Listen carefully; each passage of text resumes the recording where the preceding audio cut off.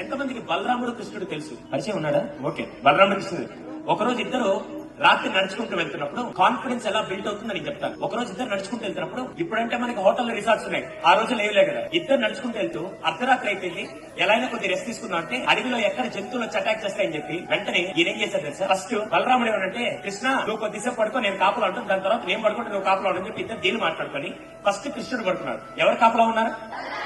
వెంటనే బలరాముడు ఏం చేశాడు, ఇలా ఇలా తిరుగుతుంటే పక్క నుంచి పాత సినిమాలో చూపిస్తారు కదా, ఒక రాక్షసు డెమన్ కైండ్ ఆఫ్ పర్సన్ బయటకు వచ్చి ఎవడో కొత్తగా అడవిలోకి వచ్చాడు భయపడదామని చెప్పి రాక్షసుడు పెద్దగా అరిచాడు. అరవంగానే ఒక్కసారికి బలరాముడు ఏమైనా అని భయపడంగానే ఇప్పుడు ఎవరు పెద్దగయ్యారు, ఎవరు చిన్నగయ్యారు? రాక్షసుడు పెద్దగయ్యాడు, ఎవరు చిన్నగయ్యారు?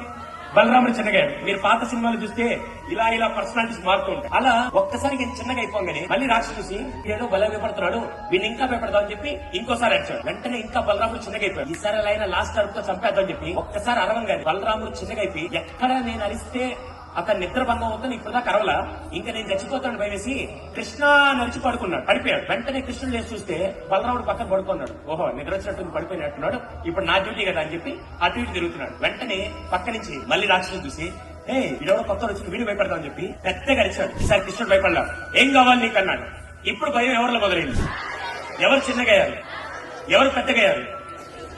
వెంటనే రాక్షసుడు భయవేసి వీడెవరో నన్ను భయపడతారు అని చెప్పి మళ్ళీ అరిచేసరికి ఏం కావాలి నీకు, ఎందుకు వచ్చావు, మమ్మల్ని ఎందుకు డిస్టర్బ్ చేస్తున్నావు అంటే ఎప్పుడైతే ఎదిరించాడు ఆ రోజు నుంచి రాక్షసుడు చిన్నగా అయిపోయాడు, కృష్ణుడు పెద్దగా. వెంటనే ఏం చేశారు, చిన్నగా అవ్వగానే ఆ రాక్షసుని తీసుకుని నడుము కట్టేస్తున్నాడు. నెక్స్ట్ డే ఉదయం నిద్ర లేవగానే బలరాముడికి జరిగిన సంఘటన అంతా గుర్తొచ్చి కృష్ణ నీకు చెప్పడం మర్చిపోయాను, రాత్రి ఒక పెద్ద రాక్షసు వచ్చి నన్ను భయపెట్టాలనుకున్నా అంటే కృష్ణుడు ఏం మాట్లాడకుండా నడువుకుంటే రాక్షసుని తీసులా చూపిందని, అదేంటి నేను చూసినప్పుడు చాలా పెద్దగా ఉంది, ఇప్పుడు ఇంత చిన్నగా అయిపోయిందంటే నువ్వు దాన్ని చూసి భయపడ్డావు కాబట్టి అది నీకంటే పెద్దదైంది, నేను దాన్ని చూసి ఎదిరించాను కాబట్టి అది నాకంటే చిన్నదైంది, ఈ రోజు నుంచి నువ్వు ఎదిరిస్తే నీకు కాన్ఫిడెన్స్ వస్తుందని చెప్పి ఆయన నేర్పించాడు.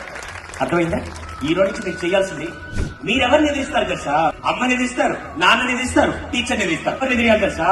10 మంది ముందు మాట్లాడారంటే వారేంటి అనుకునేది, నేను మాట్లాడితే ఎవరైనా చప్పట్లు కొట్టాలి అనే భయాన్ని మీరు ఎదిరిస్తే మీ తలరాత్రి మీరే మార్చుకుంటారు. That is the first thing you need to develop.